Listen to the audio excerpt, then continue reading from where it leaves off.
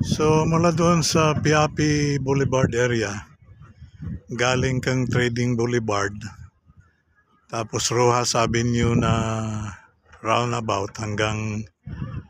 Bukana at Davao River nga, kung saan itatayo pa rin isang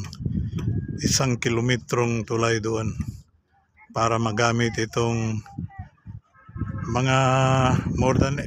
8 kilometers din ito Yung doon sa segment 1 kung tawagin, na galing Bagua Playa hanggang Ecolan ay tapos na yung 8 kilometers na yun. At